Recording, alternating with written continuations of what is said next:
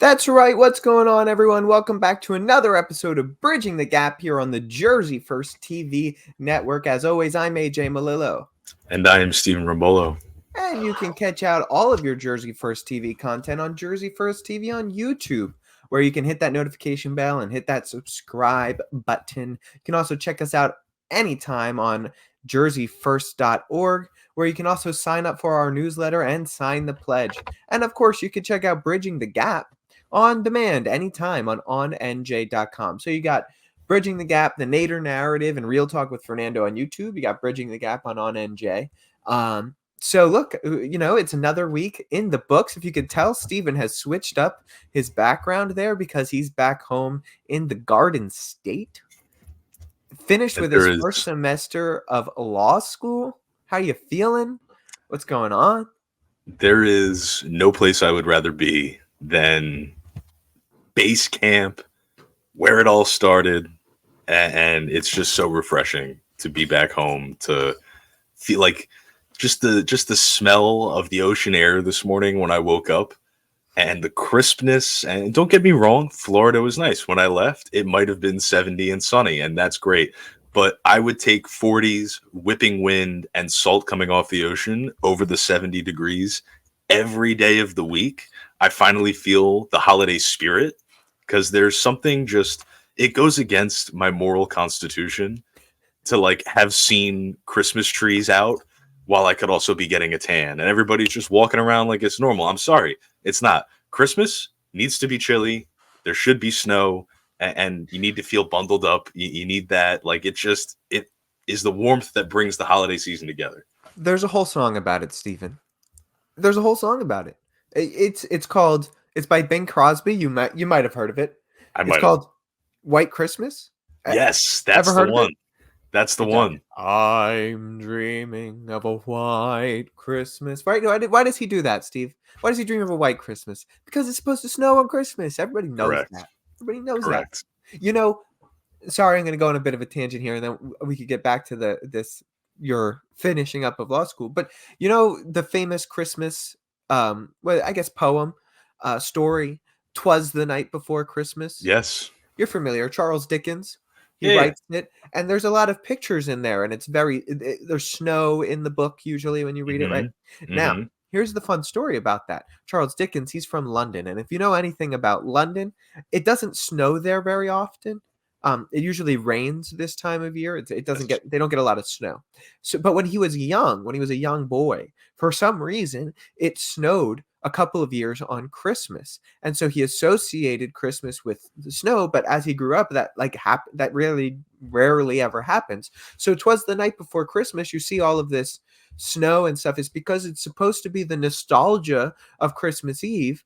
And there's snow on the ground. And why is there snow on the ground? Because it's supposed to snow on Christmas. Okay, everybody knows that. Look, Australia, it's like summertime down there, and I don't understand. I would just celebrate Christmas in July then. Yeah, at that point, you might as well. Right. You might as well. But I'm happy. I came home, Christmas tree set up. Like the vibes are great. I'm happy to be around family, all my friends. I saw some just great people in the community that I'm a fan of, whether it be in a small business or whatever it is. I'm just taking my time to really be appreciative of my place. And I've always been appreciative. I try very hard to be appreciative. But now, I've come back, I have a semester's worth of new knowledge, stories, friends, all these things that I want to share with the people who have been a part of the journey, since the start. And it's just very surreal. I'm one semester down, which is awesome. I feel very accomplished, but not as accomplished as somebody who might be exactly halfway through with this entire experience. I'm struggling to think if there's anybody who might be able to provide some insight on what that feels like. I wouldn't know. No, I'm kidding. Obviously, today was my last final. I took it this morning. I'm half a Juris Doctorate at this point, and that's exciting. It's very good. I had a pretty good final. This last one wasn't too bad. I can't complain. Nice. And I think we finished out strong on a good final. And yeah, I was here literally till the last day. There were 2 finals today. So there was two groups of people that were like left in the school before winter break, and I was among them. But we finished out strong. I'm glad to be done with the semester. I'm excited for next semester, but next semester is gonna be a lot more work for me. I'm externing for credits. I'm gonna be a certified legal extern, so I'll be like actually kind of practicing a little bit, so that should be fun. Um, I'm taking 15 and a half credits, so it's like a large course load plus the externship on top of it. But um, this is why we do it, Stephen. We do it for the pain and the suffering and the hard work. That's exactly what it is. I was thinking. I always think about this, but I think about Sisyphus rolling the stone up the hill, Sure. and I'm like, that's my life. It's just one stone. The stone might change. The grade on the hill might change, but I wake up every day and I look forward to pushing the rock and trying to reach the top, and that's all And that that's matters. And is he happy? Yeah, because he's yeah, happy pushing that stone up the rock, even though it comes back down every single time. That, precisely. that's where happiness is. It's in the struggle. That's the meaning of life. I just posted this on my Instagram story. This quote is from Carl Jung, and it's as far as we can discern, the sole purpose of the human existence is to kindle a light of meaning in the darkness of mere being. And I thought that was great for a day like today. That's pretty Yeah, prolific. we're not just living this life. We're trying to find the meaning in it, and the meaning is in pushing that stone up the hill all day, every day. Correct. I couldn't agree more. I It's could not never agree in the more. end goal. It's never in the end goal, Steve. But look, No. we do have a couple stories to talk about. A lot's going Yes. on in New Jersey. And one of the biggest things that's going on in New Jersey, Stephen, you might not know this, but 2024 is an election year for one of the seats in the New Jersey Senate. Not just the president's, Wow. not just the White House, right? But also one of the two seats for the New Jersey Senate, or the New Jersey Senators for the U.S. Senate. Is this the one that corrupt Senator Bob Menendez has to fight for? Is that the one? It happens to be the one that corrupt Senator Bob Menendez has to fight for, and Nice. will likely not fight for.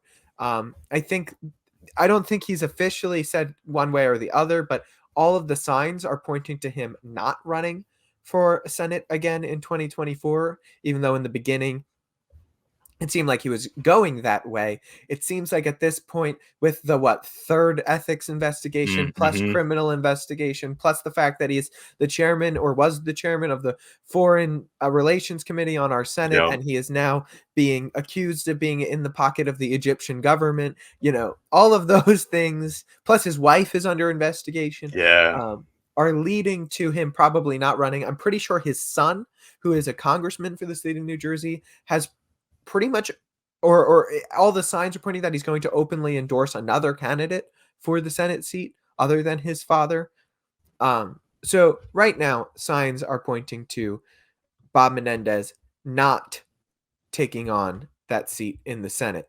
But we do have some people that have jumped into the race already, Stephen. And the most notable names of those that have jumped into the race would be the First Lady of the state of New Jersey, Miss Tammy Murphy, and Congressman of the 3rd Congressional District, Andy Kim. So I think the first place to start is a little bit about what's going on with Tammy Murphy running. We know that Tammy Murphy does not really have any political experience. All she is the first lady of the state, and there's some responsibilities that the first lady has, but she's never held elected office where she was being voted for.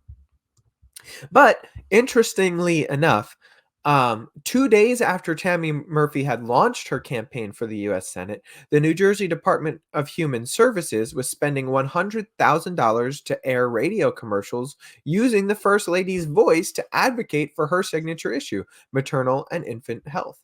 This is according to David Wildstein at New Jersey Globe.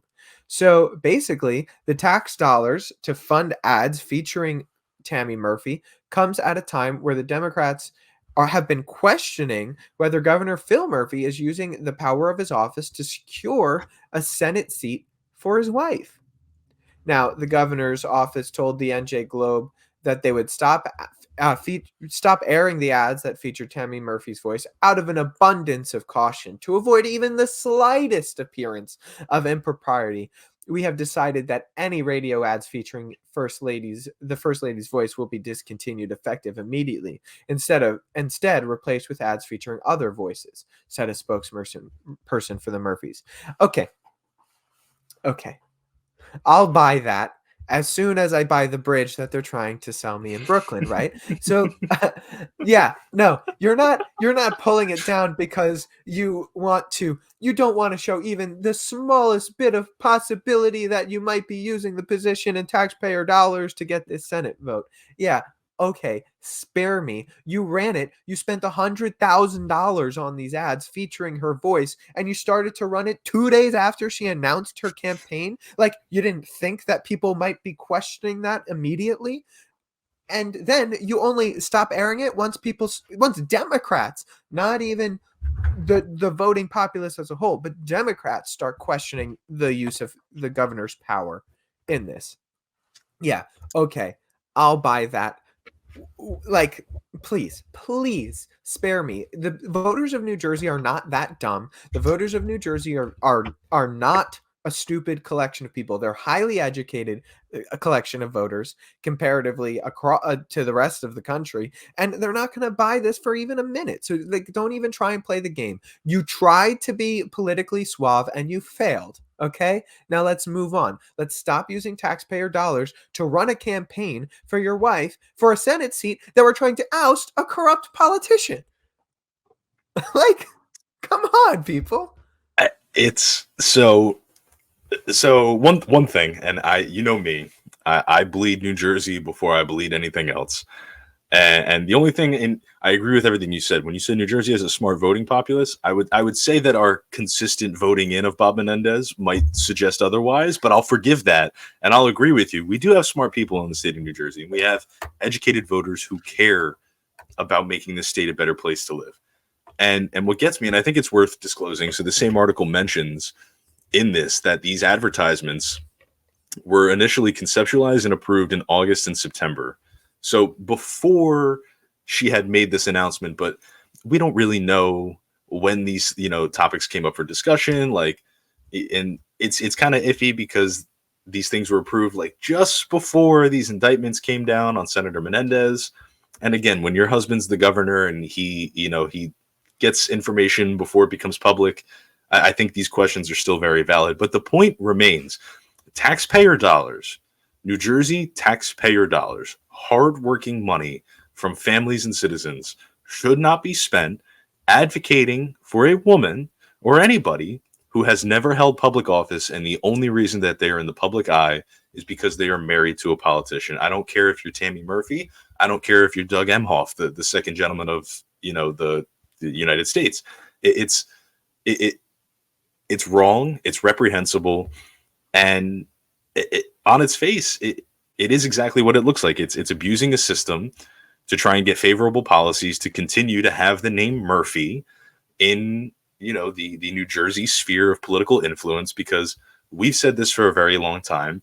This family has very clear, big political ambitions, and they're going to do whatever they can to achieve them. My other issue about this is now, since Tammy Murphy has announced that she's running, and I would ask this question of anybody who runs for any public office as well, why should I vote for you? And this article has done a good job, and every article that I've seen about her has done a good job at explaining all of the work that she's done in the past 6 years in the space of, I think it's like maternal and infant rights.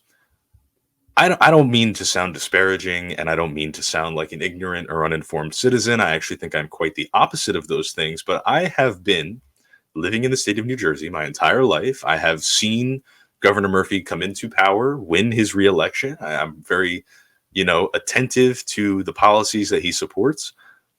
If you had asked me before last week what Tammy Murphy's initiative was and what she fought for in her role as First Lady of the United States, I would not be able to tell you. And I would put money on it that most people in the state of New Jersey would not be able to tell you. And I don't say this to negate, or put out the belief that she's incapable of governance or any of these things, but simply put, the issues that she is advocating for, have not been worth talking about in the public conversation. There's been no tremendous public positive, press about all the work that she's doing. And if you read these articles, what they really say about Tammy Murphy is that she's a great fundraiser. And no wonder the Democrats, and specifically her husband, the governor, want to continue to support her, because if she makes money, why would you want to give that up? If you're the Democratic establishment, the institution that's trying to put Democrats in power, from local to federal government, granted we're in the state, so local to the highest echelons of state government, yeah, you probably want the lady that can go in, put up a pretty smile, shake a few hands, and earn all that money. So she's a great earner. It makes sense.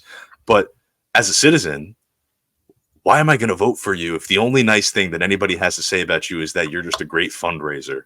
How does that help me lower my taxes? How does that handle the rising costs of goods and homes in the state of New Jersey, or the issues that we're having over education and what we teach our children? None of that seems to be in your purview of applicable skills or interests. You advocated for something that the people of New Jersey are not talking about, do not seem to care in the greater public conversation about. And all I'm hearing is that you're a good fundraiser. So I'm not going to lie with you. Spending six figures putting this woman's voice in an advertisement still is not really a great advertisement as to why anybody should even consider voting for her, especially when you contrast against who is the forerunner against her, Andy Kim, who has been an advocate for the people of his congressional district. He has spoken out tremendously, and again, his policies are not worth the discussion here, but he's been quite the outspoken individual about preserving the sanctity of our government. If you read any of his stuff about what his experience was like on January 6th, and the recollections and the conversations he has with his kids about it, it's very endearing. He's a very easy guy to root for. AJ and I, we've personally interviewed him before he was even a congressperson, and I always felt that he was a genuine, intelligent, and very respectable individual who's willing to hear everybody and willing to fight for what the people want. I don't believe that he's in some kind of special interest pocket. I've not seen anything over the course of his tenure as a congressman that's led me to believe that. And again, contrast that against the woman who's getting blasted a week into her campaign because the state spent $100,000 of the taxpayer money to make sure that people knew what her voice sounded like. It wasn't even like a visual ad so you could see her. You got to hear this lady's voice. So I think it's reprehensible. I think it's just what happens, unfortunately, in the great Northeast, which is we put people into power and they don't want to let it go, and they'll do whatever they can, clean or dirty, to preserve it and keep their name in the public sphere, because that's what lines their pockets. That's what gets them their fancy dinners with their fancy friends. And why would you want to give that up? I mean, it's the worst part is that the Murphys are rich enough, like they don't need to hold the public office to become the former powerful. Goldman Sachs banker Phil Murphy, him. Yeah, and it's not like Tammy Murphy's a financier herself, right? So it's like, okay, fine. I'm not one to say that you need political background or to have held public office to be in the U.S. Senate or be the U.S. president. That doesn't really bother me. If anything, I prefer people with less experience than more experience because they're probably less corrupt.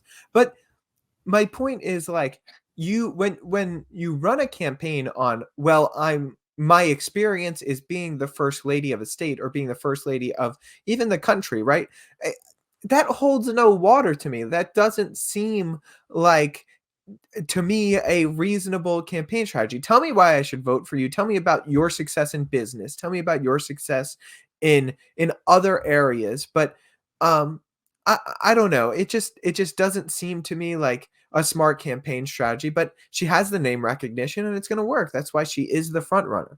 Now, Stephen, I know that in Monmouth County, there was a straw poll between Andy Kim and Tammy Murphy, and it seems like the Monmouth County Democrats are in favor, for the most part, for Andy Kim. Andy Kim won a straw poll by a vote of 29-13 against Tammy Murphy, with 13 additional votes cast as undecided.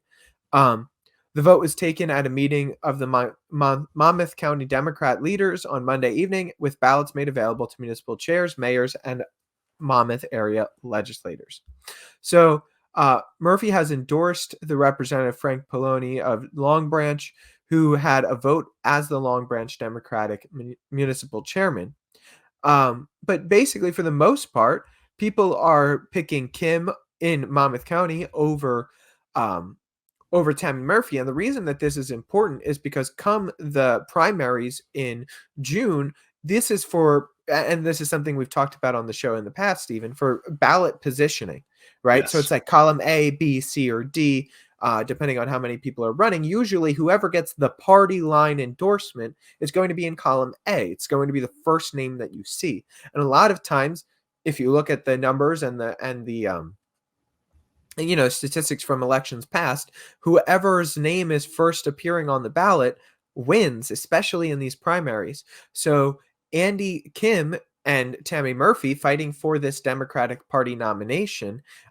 We'll see. Obviously, the incumbent gets it because they're the incumbent most of the time. So if Bob Menendez does run, it is likely that his name will appear first. But if he doesn't, that's going to be the first fight. It's going to be Yeah. who gets it there. And so the straw polls, they might not seem like a lot. It might seem like only a handful of voters, and it is, but it's very important for positional ballots on the ballot. Yeah, so Andy Kim winning this first straw poll, of course, winning by 13 votes with 13 undecided, that bodes very well for Andy Kim because Yes. all he needs is to pick up one of those 13 undecided votes, and there you go. Yep. Or somebody, or another candidate that's not one of those two picks up a couple of those votes, and there you go. He's number one on the ballot. Yep. And I think what's interesting too, so they actually have a term. They call it ballot Siberia for the people that are placed on the, because they put your name, the person that's listed first. And like you said, we discussed this on the show prior. There's a lawsuit about this actual. It's unique to New Jersey. We're the only state that does this. And I mean, you can go back and you can listen to AJ and I's takes on it. I tend to be opposed to the fact that you kind of get ballot placement, based on the party's support for you. Regardless of that fact, I don't see it changing before this election, but it is an important fight. And I think if Andy Kim, and I'm not going to sit here and hide my cards, I'm a big supporter of Andy Kim. I always have been. I think that he's exactly the kind of person that I want to represent me and represent this great state, especially in the Senate. He was originally my congressman when he first ran. Then we got redistricted, and it's a messy political breakup, of my representative. But I still see him as somebody who, at one point did a great job advocating for me and my community, and I would love to see him represent the people of New Jersey in the Senate. So I'm not going to hide my cards, and I'm going to say that if Andy Kim wants to really do this, he needs to continue to aggressively pursue his campaign, which has always been grassroots based. And I think for a lot of young people, that's a very attractive position. So even just contrasting that against the story that we just spoke about, that, Tammy Murphy is starting her campaign with a 6-figure, bump up in free policy or free publicity, because her husband's the governor and she gets access to all these other things. I think it's an unfair advantage that she has. But I can't say that, if I was in the position of Phil Murphy, I wouldn't do everything that I could for my wife, to support her in her endeavors and whatever that looks like. So it's a very tricky position to be in, and it is going to be a fight. And I think this is just a great opportunity. And we say this all the time, but your primaries matter. The primaries are very important. And like you said, even though it's just a straw poll and we're dealing with, like less than 60 participants in this thing, these are the micro numbers that you need to watch that are going to show trends of what the communities are in favor of, what they seem to support, what they do not support. And it's going to help us now start to understand what 2024 is going to look like as it begins to take shape for what's going to be a very contentious race, not only for New Jersey, but for the nation as a whole. And I think paying attention to these things and how these people, climb the ranks, earn their voters and, their ballot positions and support and all these other things is super, super important. So I would say as of right now, hats off to Andy Kim, because I think he understands the battle that's ahead of him. He's, essentially fighting the Democratic establishment as a Democrat who, but I'm there. I'm there for it. That's my kind of guy. I have two little last points, and I think they're really funny, and it kind of goes towards what you're saying, so basically, Andy Kim. Now we were just talking about the Monmouth County poll, which would be big for Andy Kim. Now, however, And the a lot Murphys of live in Monmouth, which is right. also huge. However, most of the other counties in New Jersey are going towards Tammy Murphy's direction, right? So this is another article from the New Jersey Globe that came out just a few days ago, in which Andy Kim came out and said that he would support nullifying the county organization's line in the primary. He said, this is from a spokesperson from the Kim campaigns, Katie Sabo, who said, the people of New Jersey are demanding a fair choice on their ballot without anyone's thumb on the scale. Given the unprecedented nature of this Senate race and the need to ensure trust in the nominating process, every candidate in this Senate Democratic primary race should agree to appear separate on the ballot from other federal, state, and local races, abolishing the county line vote. Now, First Lady Tammy Murphy is declining to say something similar. In fact, a spokesperson, Alex Altman, for the Murphys campaign said, Congressman Kim has said he will use every tool at his disposal to win this election, and that includes his actively seeking the county lines in this primary. The only difference is that Tammy has been thrilled to earn the support from the Democratic Party leaders. They know that she will be there fighting for them in Washington, just as she has right here in New Jersey. So it's interesting. It's an interesting tactic, and I think it goes exactly to what you're saying, how Andy Kim is fighting sort of this. Even though he's a 3-term congressman at this point, he is taking this anti-establishment positioning against the Democratic establishment, at least the Trenton Democratic machine. And he is taking this positioning and saying, no, this should be a fairer election. And I think he's spot on. This primary for this election as a whole, but this primary in particular, is focused on one major issue, and that is corruption in the party establishment and corruption in this Senate seat. So you want to have the fairest, least corrupt election you can possibly have. You don't want to have an allegation of corruption against you if you're the Democrats during this.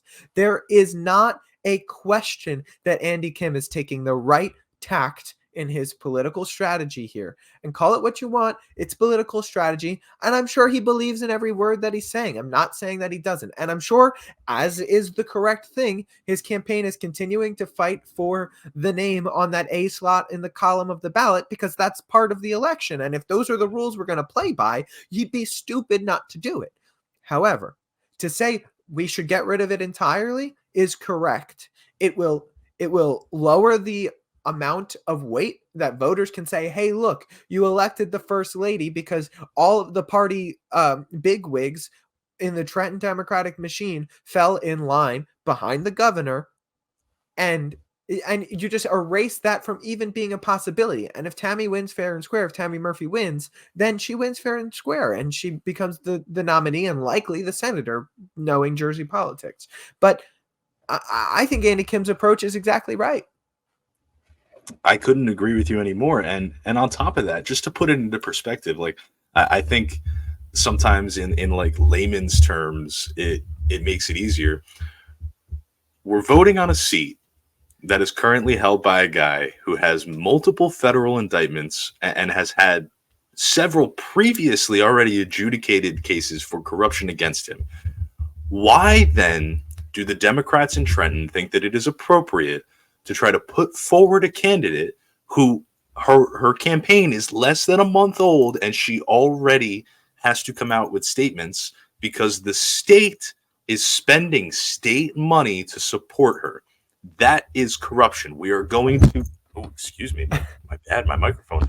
We are going to replace corruption with a little bit more savory corruption. And then you have a guy standing on the outside who's a 3-term congressman who, in my opinion, has a great record that shows he constantly supports small businesses, low taxes, things for the people of New Jersey. You can point to that guy and you can have disputes over his policy. You can have disputes over his votes. You can have disputes over the things that he said. But he has a clear record that he unequivocally stands behind, as he should. And what do we have when we look at Tammy Murphy? You're the wife of the governor, and I'm told that you're really good at raising money. So all the people that benefit from your raising money are going to fall in line behind your governor husband, the executive of, the Democrats of New Jersey, and support you. I think my message to all voters in the state of New Jersey, as you look forward to this Democratic primary between these two candidates as it is now, is look at the record and put your vote behind the person that you think is going to do the best job to represent you in the Senate.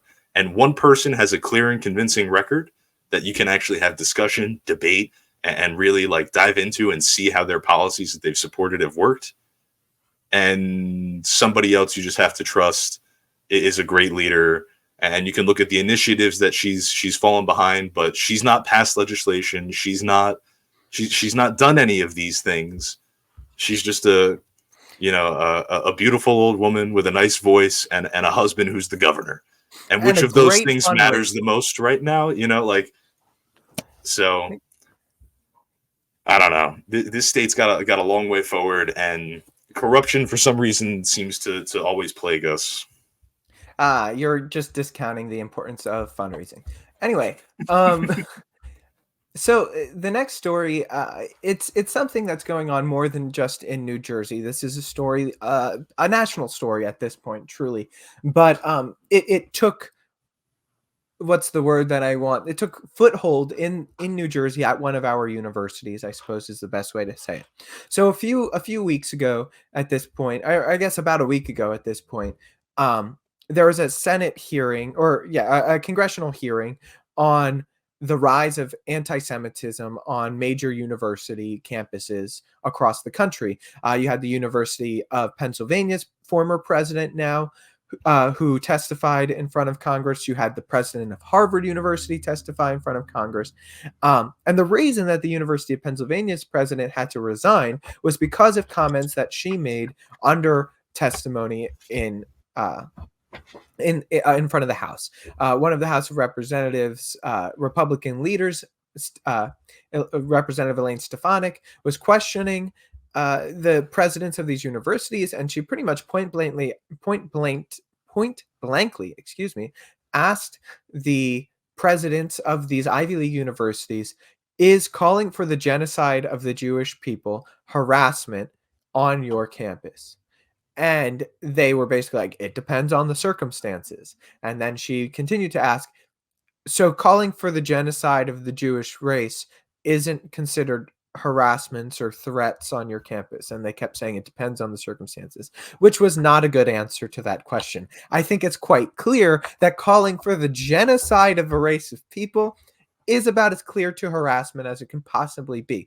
That's not saying that any pro-Palestine protest is harassment, but calling for the genocide is harassment. There's no depending on the circumstances there. I think her question was poignant, and the presidents of these Ivy League universities tried to be too clever by half, and it led to one of them losing their job and the other one under intense scrutiny now being called in question for things like plagiarizing her thesis and whatnot. But that's not the main point of this story. The main part of the story is that we're seeing something happen at Rutgers University that along the same lines. At Rutgers University, there has been issued an interim suspension of the Students for Justice in Palestine chapter on its New Brunswick campus in response to complaints of disruptive behavior. The Associate Deans of Students, Michelle Jefferson, told the organization on a letter in Monday saying, quote, "You allegedly have had multiple cases of disrupting classes, a program, meals, and student studying." She also cited allegations of vandalism occurring on Rutgers Business School while your program was taking place. This is according to Dina Yellen over at northjersey.com. In her letter to the student group, Jefferson cited the university's authority to act when it finds, quote, "a reasonable basis to conclude that the continued activities by the student organization pose a substantial and immediate threat to the safety and well-being of others." In a statement, the group defended its protest as peaceful, saying that Rutgers had punished it by bias and unsubstantiated allegations.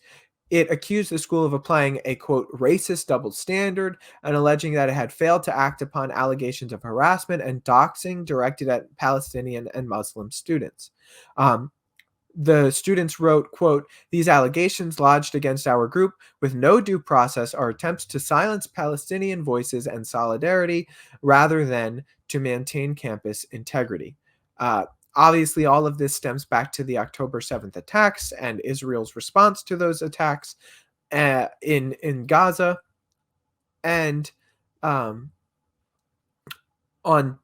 Tuesday, December 12th, the Rutgers of New Brunswick Chancellor Francine Conway posted an open letter to the campus community that did not mention the interim suspension, but noted that the university has witnessed, quote, a wide range of events in response to the war between Israel and Hamas, saying, quote, some of the events have been characterized by moments of unrest that have caused members of our community to fear for their safety, she wrote. While Rutgers New Brunswick is a public institution that protects and values free speech and an open exchange of ideas, this exchange cannot come at the expense of individual and campus safety. One of the things that happened was what was going on at the business school, where apparently people were writing at the business school things like, let's see if I can find the direct quote really quick. Sorry. Basically, they were saying things like, "From the river to the sea, Palestine shall be free," which is a call, according to many on the pro-Israel side of this issue, of the genocide of the Jewish people. Basically, saying from, I believe it's the Jordan River to the sea, they would wipe out the state of Israel and wipe out the people within it. Now, those on the pro-Palestine side disagree with that assessment of the claim, but that's really where this arises from. So I guess the question becomes this, Stephen. It's twofold. One, do you think that this is a violation of these students' free speech? And two, if it's true that they were disrupting things like disrupting classes, disrupting other events for these protests, should that be allowed on the campus if those allegations against them are true? I have so many thoughts about this. I have so many thoughts. And all right, so I want to start because I think this is a very important conversation. And I think that this touches on a lot of things bigger than this issue, truthfully. And I want to, before I answer those questions, there's one more thing in this article that I think is just super important, worth noting. The Biden administration has said that they are opening an ethnic discrimination investigation of the Newark campus, and it's going to be conducted by the U.S. Education Department. And it's part of a list of schools that are being examined for this alleged discrimination. And so that's important for me to put out there before I go on. I believe in free speech.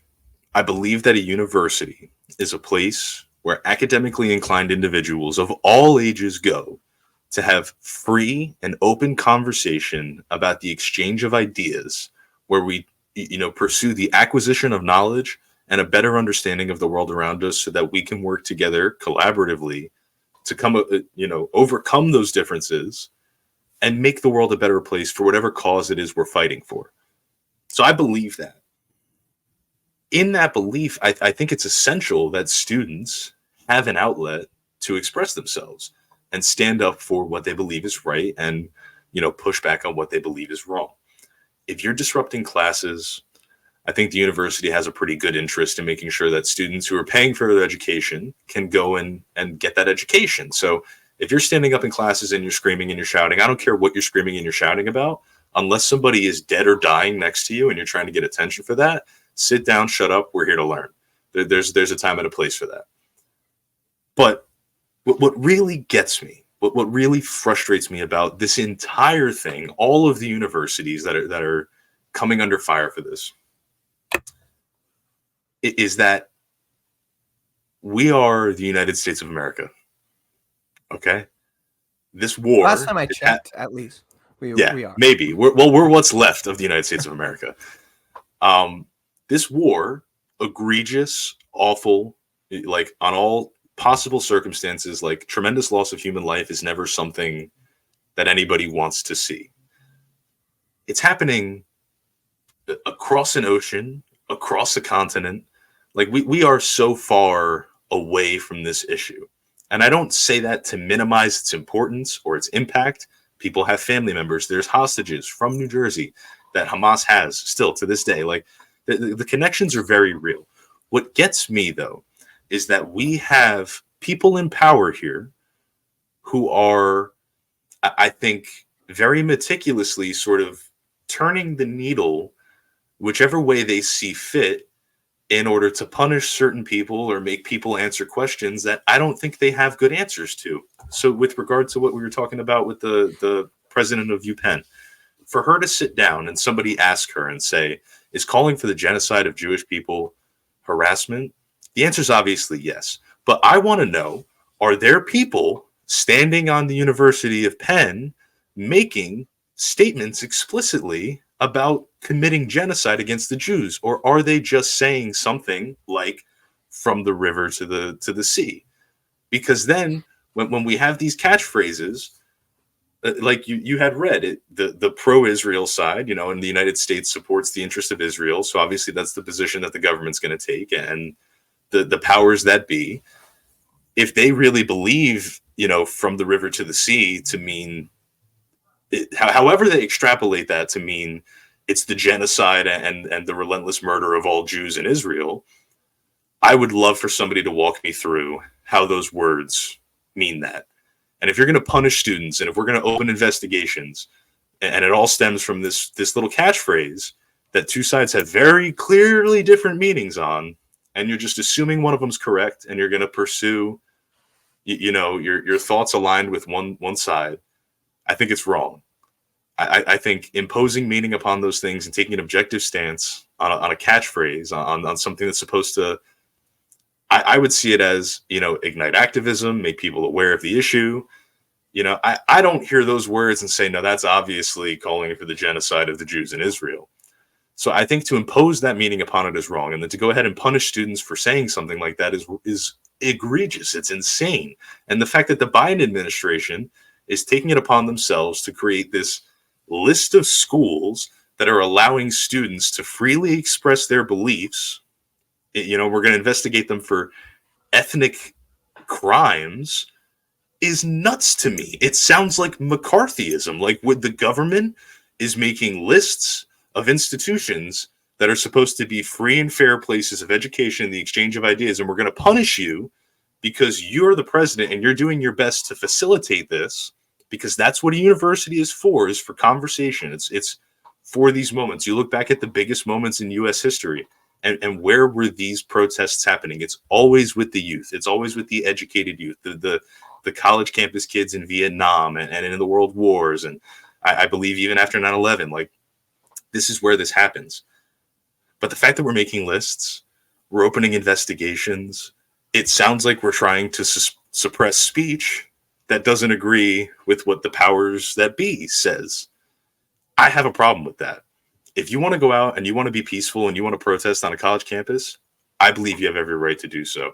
If you're going to be disruptive, if you're going to be actively calling for violence, there's no space for that anywhere, period. I don't care what you're advocating for. There's a proper way to do things and there's an improper way to do things. So if we want to punish people because they're doing things the wrong way, that's fine. But to make it seem as if we're punishing you because you're doing things the wrong way and we don't like what you say, I have a problem with that. It's none of the Biden administration's business what's right or what's wrong when it comes down to what these people believe. These kids have a right to speak. They have a right to raise awareness. They have a right to protest. And anybody that tries to shut that down for some made-up reason, I think is a tyrant, and we should be done with them. We should get them out of here. So it's a very contentious issue. And truthfully, I think that these students should maybe, send your money where you want to send it, go to a protest on a Saturday, but you're in school, you have finals, maybe sit down, study, take care of yourself. and make sure all those things are put together, and then go ahead and be an activist. Don't disrupt. Don't call for violence, and don't impose these genocidal meanings behind catchphrases and have no support or nothing to back it up, and just punish people because of it. It's ridiculous. I should be able to look into this and say from the river to the sea, and it doesn't mean anything other than those words. It doesn't mean that I'm calling for all Jews to be genocided in Israel. That's not, I can't see that. And the fact that that's like I've heard that for months over this. You hear that, you're an anti-Semite, you're a this, you're a that. Because somebody said so? Well, I think so. This question comes down to two things. First, I would agree with a lot of what you said when it comes to the right for free speech on campus. Obviously, the student group, as long as it's not disrupting the flow of actual education and actually calling for, the genocide or the harassment of any group of people or any person in particular at all, right? They should be allowed to exist, and they should be allowed to have their protests. Whether I agree with them or not is a different matter. That doesn't matter to me. What matters to me is that they have rights as students, for not only as American citizens, but they also go to a state school. Shouldn't even be a question that they have the right to protest on it, as long as they're not interrupting or disrupting anything else, right? Now, what it really comes down to is this question of like you said, what does this phrase mean? From the river to the sea, Palestine will be free, right? What does that phrase mean? To one group of people, it just means we want to free the Palestinian people from the oppression of Israel, and it's an apartheid state, and that's one side of the issue. And the other side of the issue says, look, Israel has been, and the Jewish people have been fighting against these types of remarks for the entirety of their existence on planet Earth. And what it means is that they are going to go from the river to the sea, and they are going to wipe out the Israelis and Israel off the face of the map. Now, you can say, so the question becomes this, truly, what matters more? The interpretation from the class that it's being said about /to, or the intention of the group of people that are saying it, right? Which of these should rule the day? Mm-hmm. And being in the United States, where Israel is our closest ally in the region, a lot of times in this exact scenario, we are going to pick the side of the group that is interpreting it. But I would say that the United States and college campuses as a whole have been picking the side of the people that and how it's interpreted over the intended side across the board. I don't think this is out of the norm on the university campus, right? Think about something like, they would call this an act of verbal aggression, right? But think about something like of other acts that we have deemed on college campus to be verbal aggression. Maybe you hear somebody talking with an accent and you ask, "Where are you from?" Right? You might not mean anything by it. You might just be curious, where that person is from, because you want to learn about their culture and their heritage and what brought them to the United States, whatever, absolutely no bad ill will at all. But if the person interprets ill will behind it, you're the baddie, right? So the question is, when we are dealing with these types of things, is whose idea, interpretation matters more. Can I? Sure. I don't care. You have the right to say it. That's how I feel about it. I don't care if we are taking Israel's side. I don't care if we are taking Palestine's side. You have the right to say it. And the fact that you don't have the right to call for genocide. So this is something that, like, yes, you need to figure this out. But what, and this is what I would offer I would say this much. What about those words on their face, or if a group of 100 college students is saying them, screams so blatantly and obviously we're calling for the genocide of Jewish people. It's like I'm trying to understand it. It would be and like I can't. this: the white nationalist group that chants, "The Jews will not replace us," right? Mm-hmm. That's pretty explicit, though. That's pretty explicit. We've named a group, and we've taken a position against them. But I think from the river to the sea, I could be talking about the Tom's River to the Atlantic Ocean.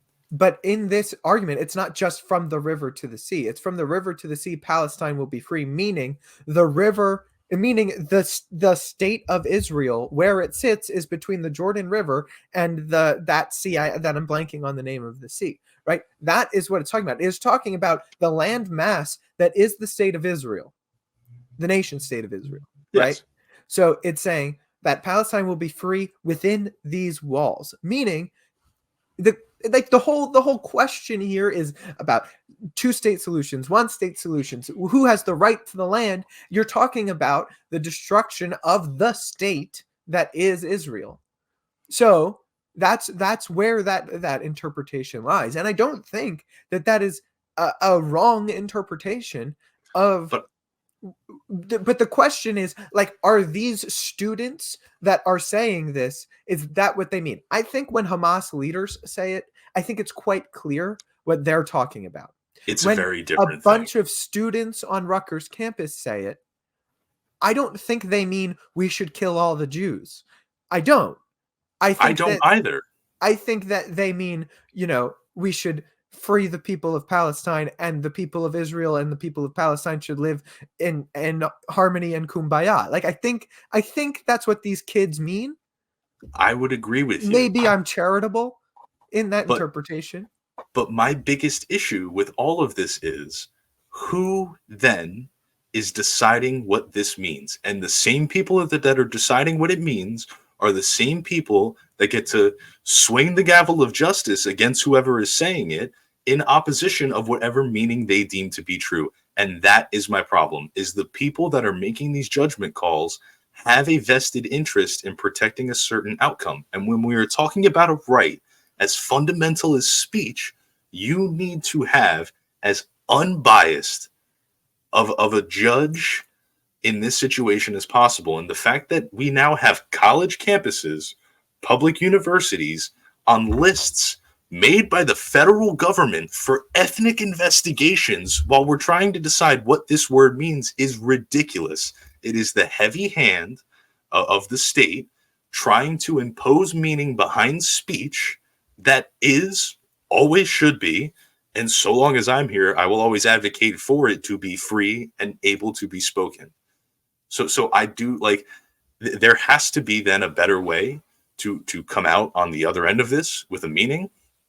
But if you are not going to allow college students, or you're going to punish college students for gathering in support of a cause that means something to them, and using a phrase that has been, I believe this goes back to when the two-state solution was implemented in the 40s, that's a little bit ridiculous and heavy-handed, and I think that's a serious free speech issue, tremendously.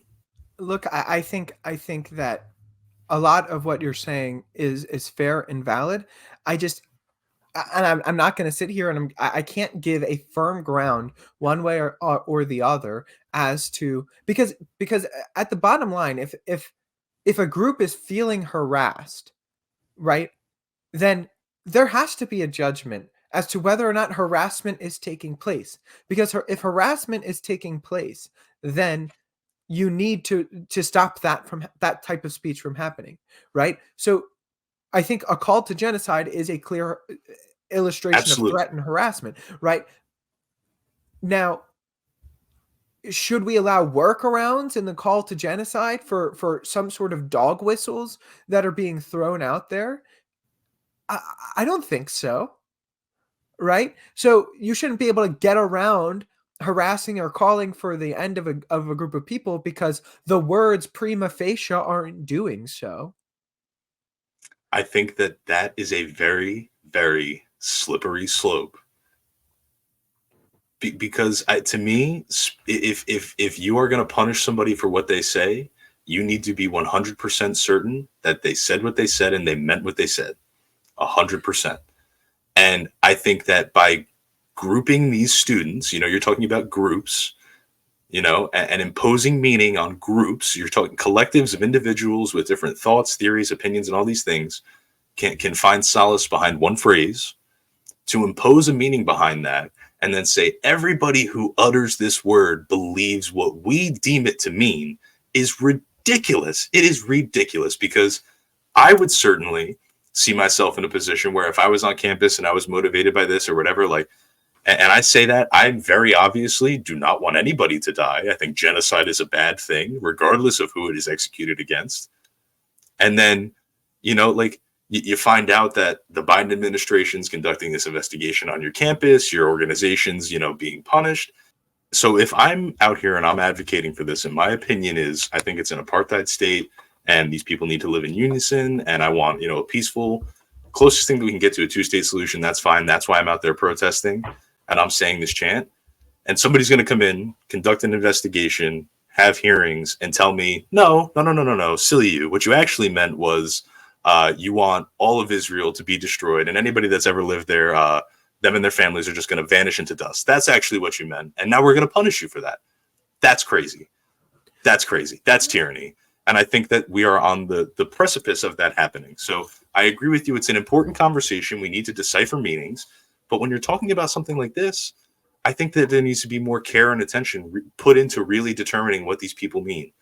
Because it's just not fair, and this is going to teeter down a road where students are not going to have rights. If we're just going to start extrapolating meaning from words and saying, "Oh, well, you said this, and it kind of sounds like that," and yeah, you called for genocide, right? What?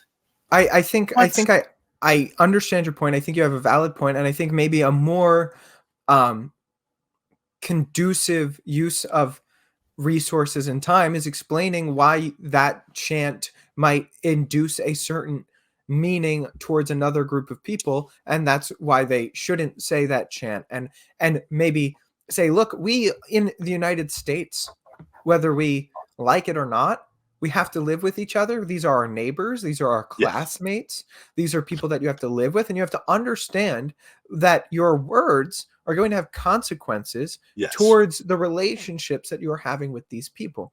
And look, I'm with you, Steve. I'm a free speech guy. I believe in free speech, but just because you can say something doesn't mean you don't get to escape the consequences of having said it. That's part of free speech. That's part is that you get the consequences that come with it, right? So part of this is like learning that what you say might have different meanings to somebody else. And you have to be careful about that. And that's not to tiptoe around or walk like on broken eggshells or whatever. It means that you have to understand that what you say has consequences, and it means different things to different people, right? So maybe the more effective use of the time is to sit down these people and be like, look, this is what your words mean to me, and this is why you shouldn't say it. And then that group of people say, this is what these words mean to us and what we mean by it. And look, maybe we'll never come to an agreement. It happens. But if you understand, now here's the key. If you sit down and you say, this phrase means this to me, when you say it, this is what it elicits to this group of people. And after having that conversation, they still say it, I think then you're borderline, or you're on the line of harassment. Absolutely. I think that's a totally different conversation. Absolutely. So I think that initial conversation has to be had first before you start punishing this group of people. Yes. Right.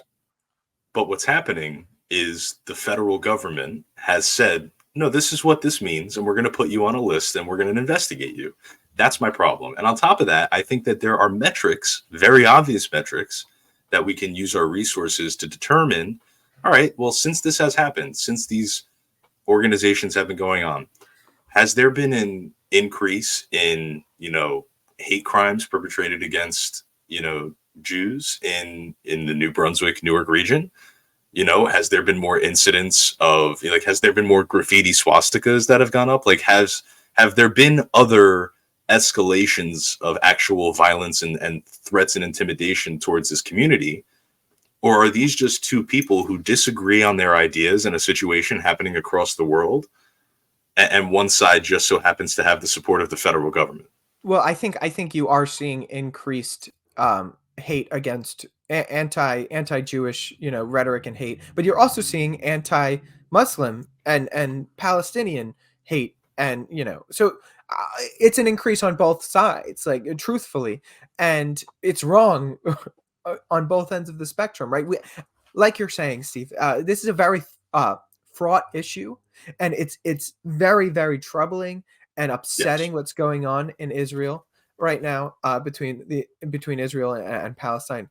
Absolutely, we're Americans, and so we should, at the very least, be on the side of saying we want peace over there and we want peace over here. Peace We here. don't we don't want fellow Americans now hating each other and going after each other in these Correct. hateful, vengeful ways also. We are an area that we should have conversation, discussion about the role that the United States should have in this international war, this international issue.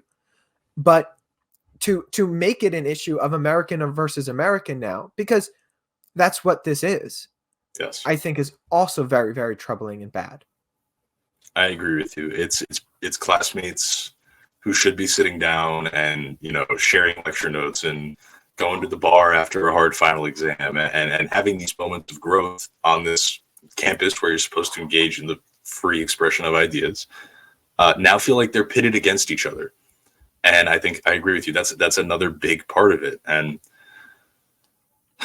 it's just very troubling that this conflict happens to begin with. Like I said, like the reckless loss of life and taking of life, and these issues of genocide, and like whatever we're going to call it, an apartheid state, like whatever, you hate to see it happen, no matter where you are in the world, no matter whose side you're on. Like, the loss of innocent life is never something to be supported or advocated for, and it does sadden me that it has spilled over to this really intense discussion now about what are we allowed to say and do and think about this issue in this country.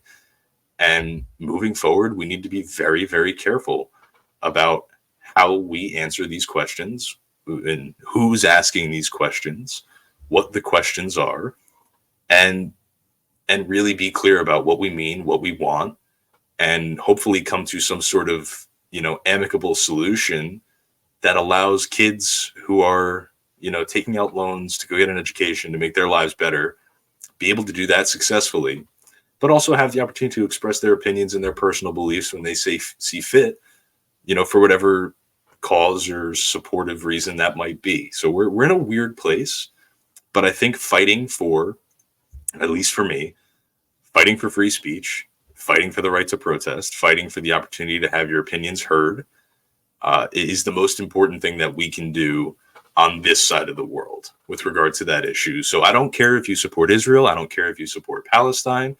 I don't care if you don't care. I do care that you have the right to get on a platform or organize somewhere and talk freely and openly about what you believe and why you believe it.